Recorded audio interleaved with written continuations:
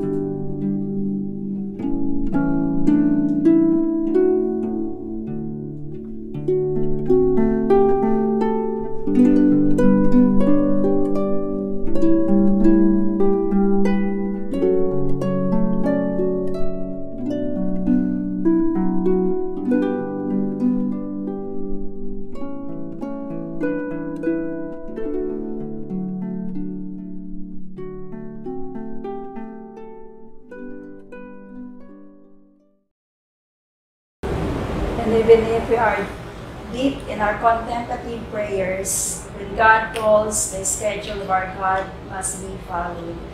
We'll now have walking meditation, 1 round. Please put your hands on your hearts and together we will pray. Glory to the Father, and to the Son, and to the Holy Spirit, as it was in the beginning, is now, and will be forever. Amen.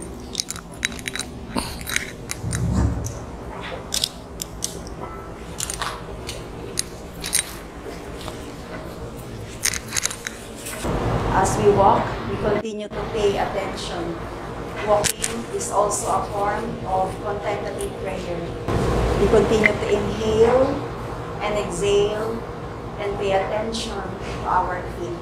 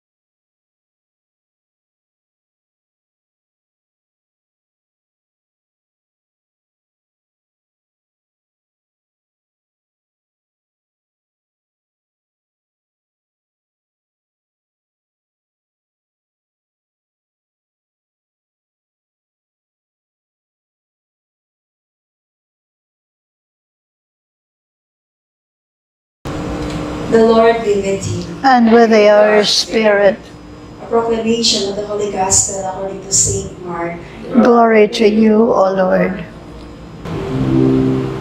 Jesus also said, "In the kingdom of God, it is like this. A man scatters seed upon the soil. Whether he is asleep or awake, be it day or night, the seed sprouts and grows. He knows not how. The soil produces of itself, first the blade, then the ear, then the full grain in the ear. And when it is ripe for harvesting, they take the sickle for the cutting. The time for the harvest has come. Jesus also said, "What is the kingdom of God like? To what shall we compare it? It is like a mustard seed, which when sown is the smallest of all the seed, is scattered upon the soil. But once sown, it grows up and becomes the largest of the plants in the garden, and even grows branches so big that the birds of the air can take shelter in its shade." Jesus used many such stories in order to proclaim the word to them in a way that they would be able to understand. He would not teach them without parables, but privately to his disciples, he explained everything. Brothers and sisters, this is the good news of our salvation. Praise to you, Lord Jesus Christ.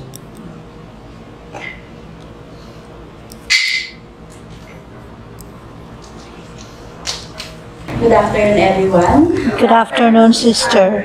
Good afternoon to all our online contemplative seeker, sa lahat po ng mga members ng LOCA na naka-online, and also to our members na nandito sa ating Mother House, Quezon City. So yung binasa ko po na gospel is the gospel for this coming Sunday. So, napakaganda po ng ebanghelyo na ito. Tamang-tama, no?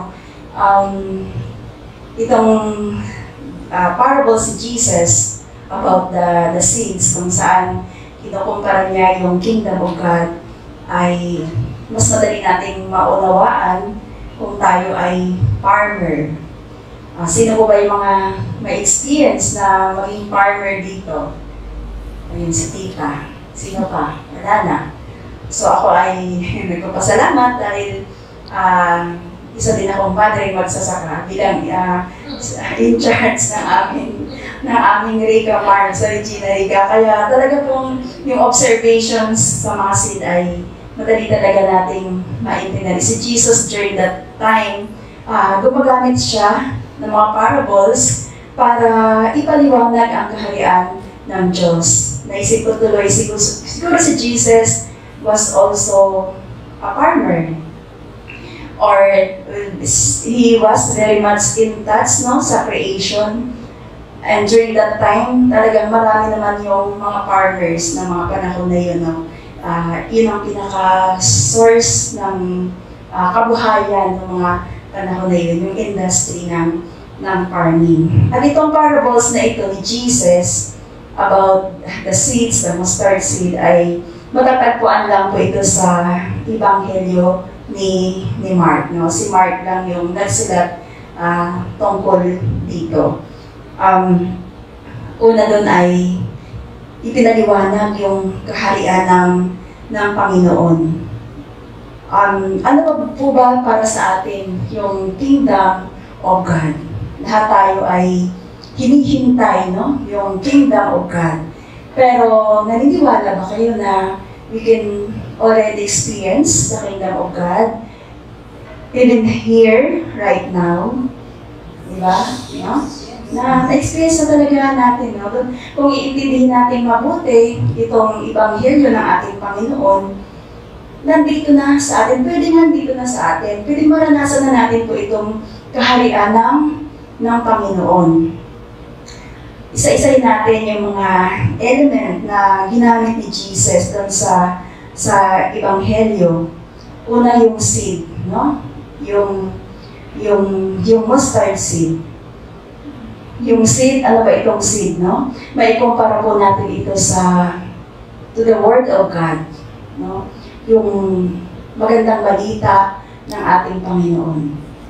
At more than 2,000 years ago, ang seed na yan ay dumating dito sa atin. Sino po yun? Si Jesus. Kasi siya yung magandang balita. Ngayon, sa panahon natin, siya pa rin ito. Kung saan si Jesus ang ipinangako dun sa Old Testament, siya ipinangako, no? Na siya yung darating, dumating siya sa atin, nakipamuhay sa atin. At ngayon, sa panahon natin ay patuloy nating pinipreach itong tungkol sa mabuting balita, sa ng pagliligtas at pagmamahal ng ating Panginoon. And doon sa isang example natin, sa apostolic example, doon sa Acts, no? Acts of the Apostles, sinabi doon, Acts of the Apostles 5:42, and daily in the temple and in every house, they cease not to teach and preach Jesus Christ. Yung pag-preach natin ng tungkol sa kabutihan at pagmamahal ng ating Panginoon, ayun yung pagpapatuloy ng pagpapakalat natin ng Word of God. Dahil pag natanggap natin itong magandang balita, di ba nagkakaroon tayo ng inspirasyon, nagkakaroon tayo ng pag-asa. No? Kung sa ating pagsisimba, ako personally sa experience ko, sa pagsisimba natin, sa pakikinig natin ng mga homilies ng ating mga priest, no? Kung saan man tayong paris nagsisimba, di ba po nakaka-inspired yung mga homilies ng mga priest? Minsan nakakasagot minsan sa mga problema natin, minsan nakakapagbigay sa atin ng inspirasyon sa kung may mga pinagdadaanan lang tayo. Yung mga wisdom ng narinig natin sa mga elder natin, nakakatulong sa atin, no? Sa mga pamilya, yung ginagawa ng mga mother na pagtuturo ng mga magandang values sa kanilang mga anak. Di ba po ano yan?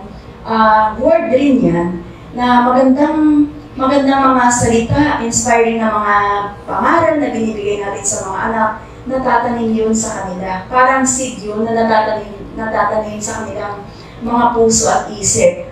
At naniniwala ko na habang lumalaki, lahat tayo na-experience natin yan. Lumalaki tayo, may mga values tayong natutunan sa ating mga magulang na dala-dala natin yun. At nagiging gabay natin sa ating pang-araw-araw na buhay at naipapasa pa sa mga anak.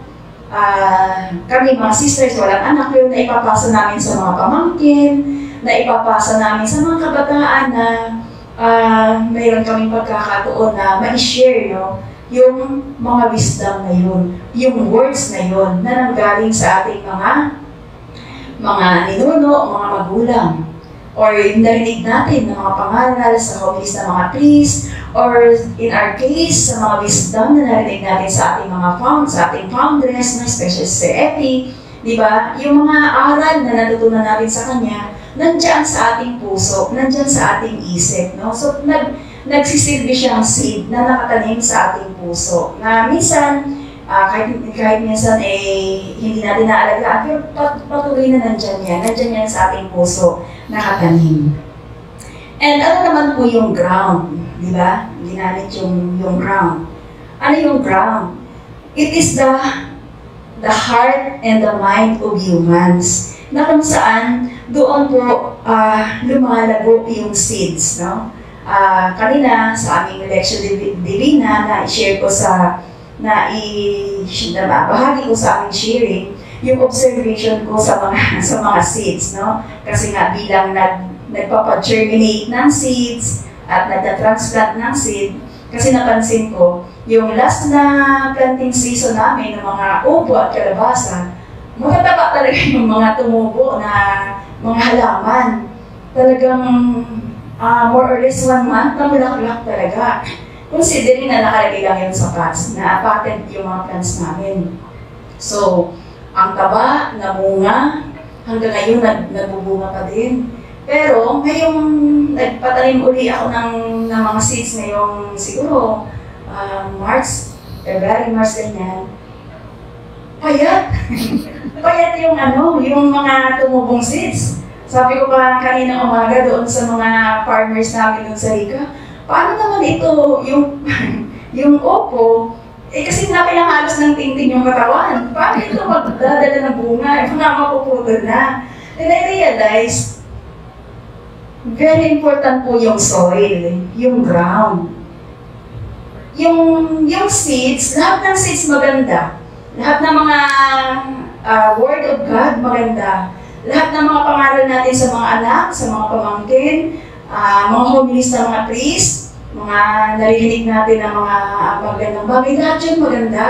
Pero, saan yun napupunta? Kumusta yung soil? Kumusta yung ground na nilalantingan ng mga words na yun? So, talagang very important po talaga yung matabang lupa, yung soil. Kasi yun nga, sabi ko, ay para namang itong para makakapagbunga ito kung parang kasing laki ng linting yung katami. I realize, yung composition ng, kasi organic compost po yung ginagamit namin doon, yung composition ng organic compost na ginawa. No? Kasi sometimes, depende rin kasi sa availability ng mga resources na ginagawa namin compost. So, I realized yung sa first na planting season, maganda talaga yung quality kasi may mga greens, mga damong green, may mga manure na magandang klase, good quality. Pero ngayon kasi dumaan tayo sa tagtuyot. Wala talagang greens masyado. Lahat ng mga ginamit ay mga tuyong damo. So, ay dried na leaves, dried na tapos, so sobrang init talaga. Pag mainit, hindi rin naman mabubuhay yung mga organic na materials, yung mga bacteria. Kasi, kailangan din na maganda yung environment para mag-thrive sila. Yung mga organic materials, no? Yung mga good bacteria. So pag mainit, matutuyo rin, wala talaga sila. So parang, kaya ganun pala yun. Sabi ko, ganun pala yun. So, sabi ko sa mga farmer, gumagawa rin kami ng mga liquid fertilizer, i-enhance na lang. Lalagyan ng mga bagong, parang itatap mo sa soil yung mga magandang quality ng compost, dibigyan mo ng mga organic na fertilizer na ginawa din para matulungan siyang tumaba. So, yun, very important po yung ground. Saan naglalanding yung salita ng Diyos na narinig natin? Yan ba ay tinatanggap ng ating puso? O baka yung puso natin ay punong-puno ng mga toxic, no? Kasi pag walang pataba, toxic yung puso natin, di kakainin yung magandang salita ng Diyos. So, hindi siya talaga mag-grow. Kahit nandun ng seeds, payatot, naghihintay na magkaroon ng enhancement or manurture ng farmer. So, nandoon lang siya. Pero at least nandoon yung good seed, no? Kaya wag tayo magsawang magbigay ng pangaral, especially sa mga anak. Minsan, di nakikinig yung mga anak natin. May mga kanya-kanyang ideas. Huwag magsawa kasi baka marami lang laman yung kanyang puso, yung kanyang mind. Especially ngayon, ang dami-daming nag-occupy sa mind. Kasi ang dami-daming napapanood, ang dami-dami. So, pero nandoon yung seeds, nananatili ang nandyan. I remember, when I was in college, na may isa kaming professor, sabi niya sa amin na kahit yung estudyante, ito na yung pinakamahina sa lahat, basta hindi siya mag-a-absent at makikinig siya sa teacher, may matututunan siya. So parang gano'n din po yun. Habang nakikinig at habang ang teacher nagbibigay ng magandang lessons, may natututunan, nandoon lang siya. So,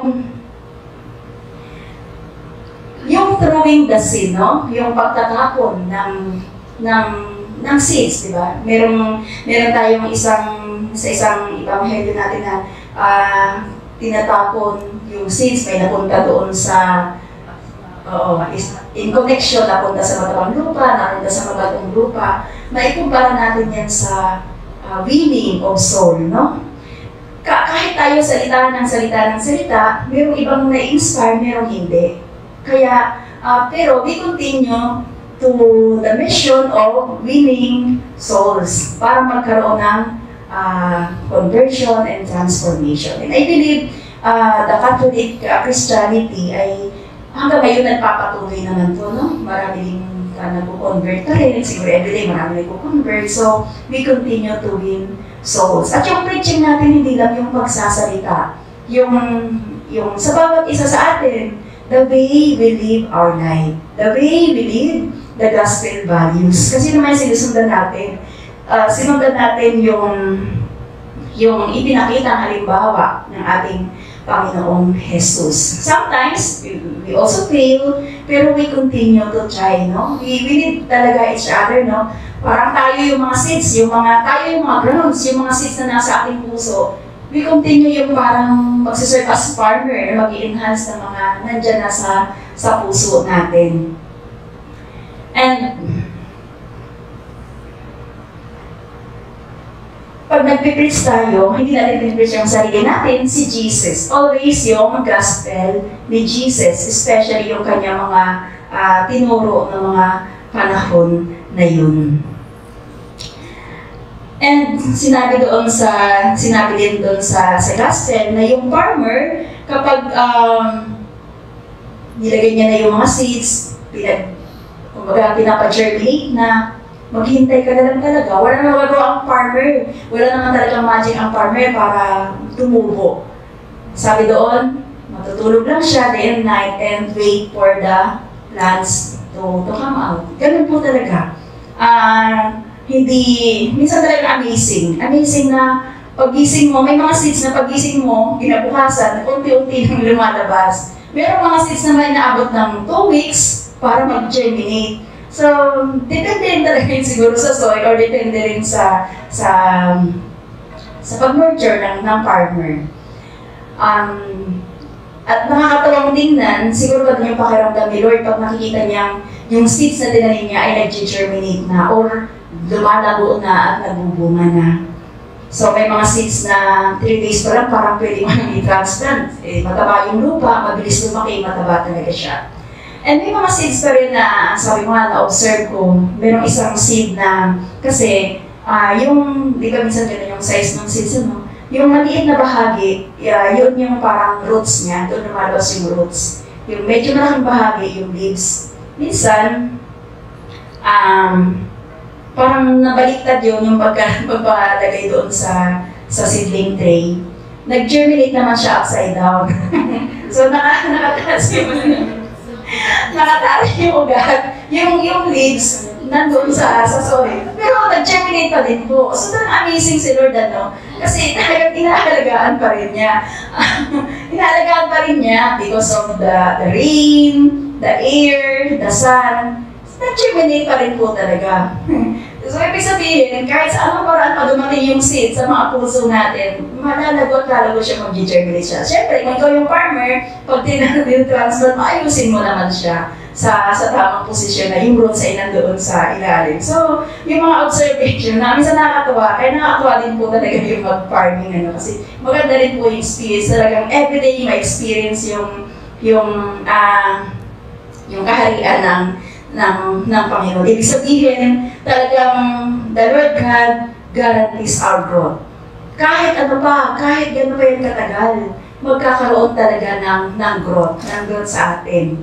No? Kasi minsan parang pag narinig natin yung Word of God or yung mas magandang pangaral sa atin ng mga elder natin, parang kinukontra pa natin. Sometimes parang hindi ka pa maniniwala, no? Minsan parang kinukontra pa. Pero marirealize mo yun, tama naman talaga yung sinasabi. So kahit ano mangyari, si Lord yung gumagawa ng paraan, pinapa-realize din sa atin. So nagkakaroon na ng growth. In our case, nagkakaroon na tayo ng transformation. Kasi na-internalize natin, tama yung mga sinasabi, tama yung mga pangaral, tama yung remedies na narinig natin kay Father, tama yung pangaral na narinig natin kay Sister Epi, di ba? Yung mga, Sister Epi mahilig siya gumamit ng mga acronyms. Minsan, kapag pumasok ako dun sa HR office namin, no? Meron doon si Yvette na naka-post na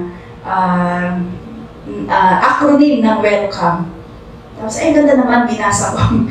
At the end, nakalagay, Sister Epi, Brazil. Yung pala, acronym ni Sister Epi na pinost nila doon. Then, habang binabasa ko siya, parang naka-inspire, no? Yung wordings, yung meaning, kaya nilagay niya doon.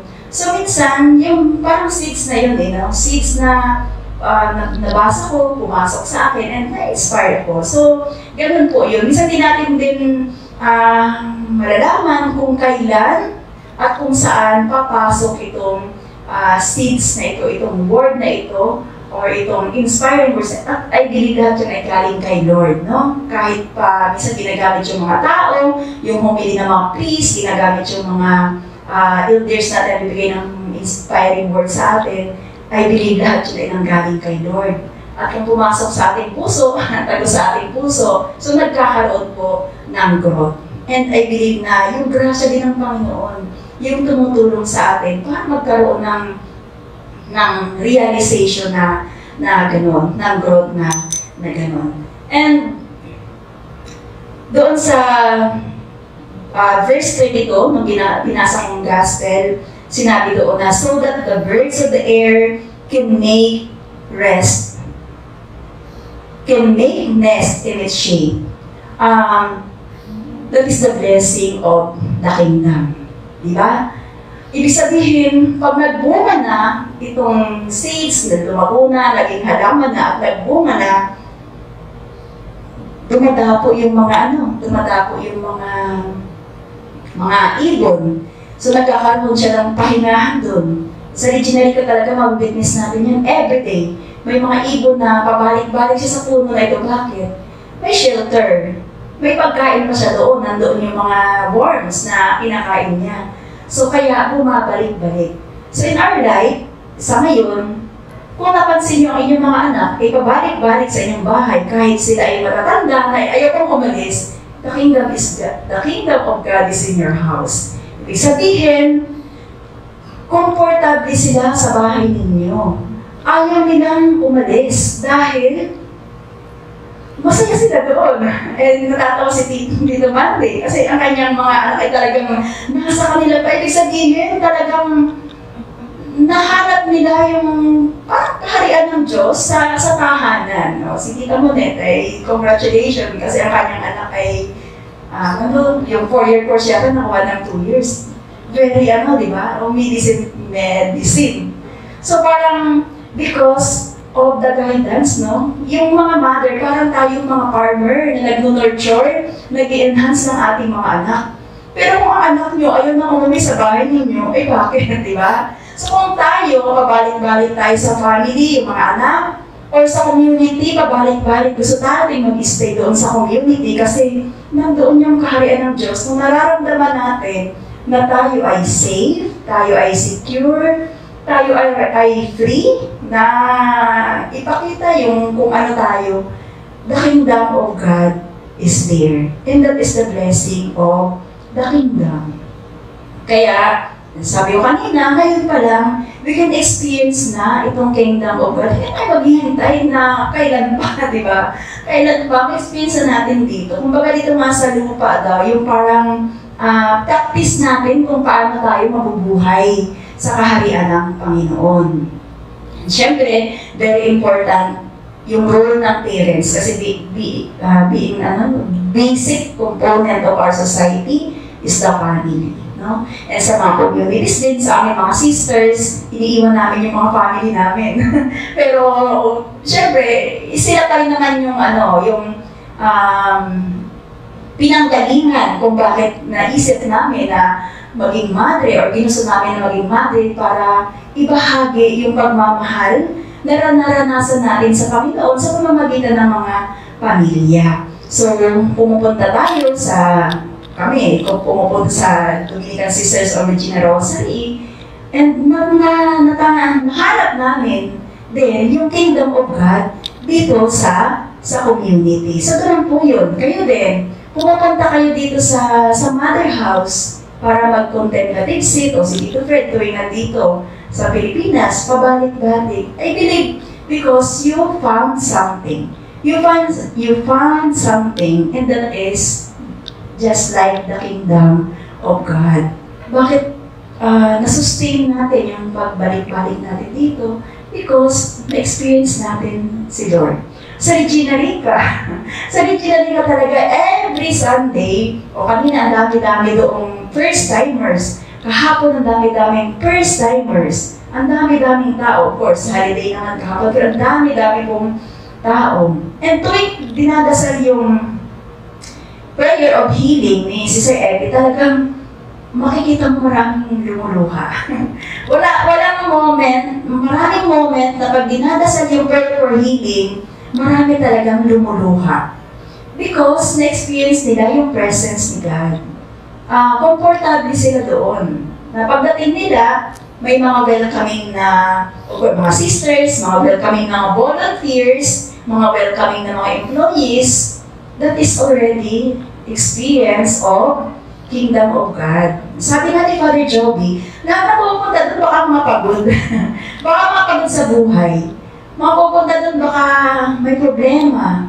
Pupunta doon baka depressed. Siyempre, pupunta rin naman ang mga doon ay baka Thanksgiving kasi may answered prayers or Thanksgiving dahil gumaling sa pagkakasakit or pumasa sa exams. Pero, ibig sabihin, experience of God, na-experience sila doon. And that is the experience of the Kingdom of God.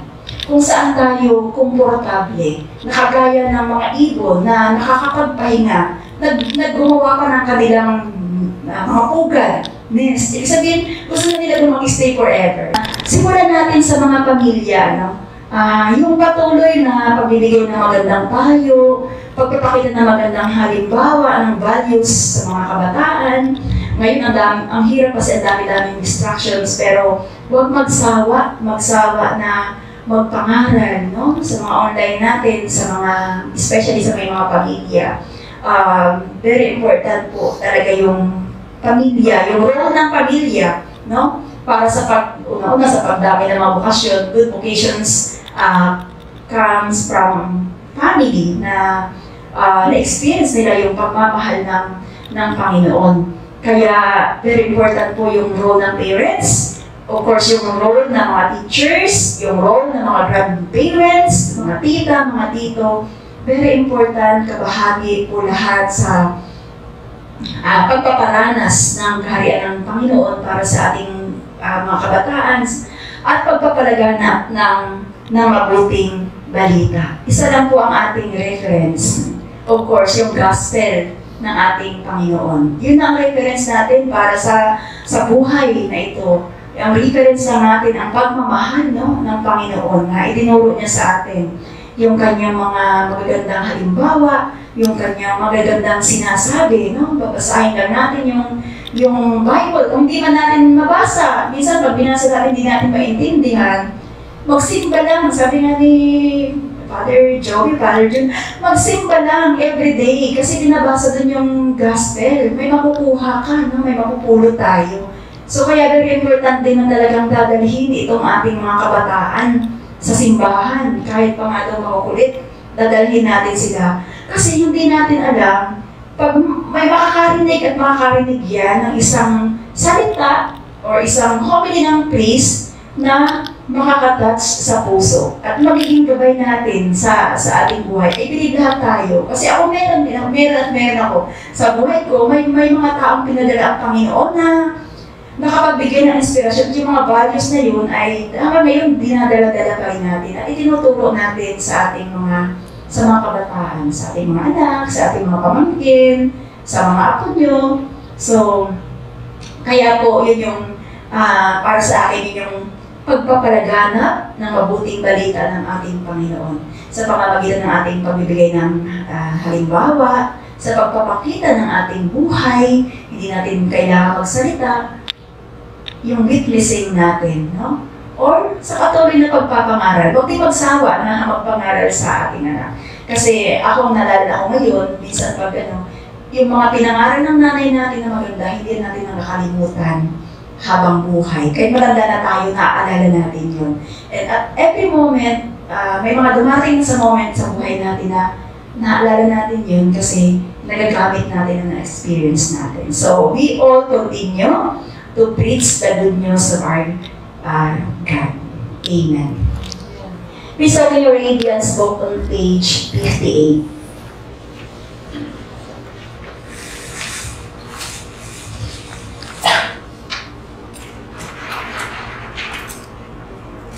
Patience and prayer. All together.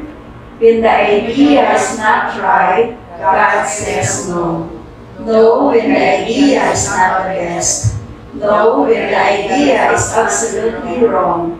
No, when though it may help you, it will create problems for someone else. When the time is not right, God says is no. What a catastrophe it will be if God answered every prayer at the snap of your fingers. Do you know what will happen?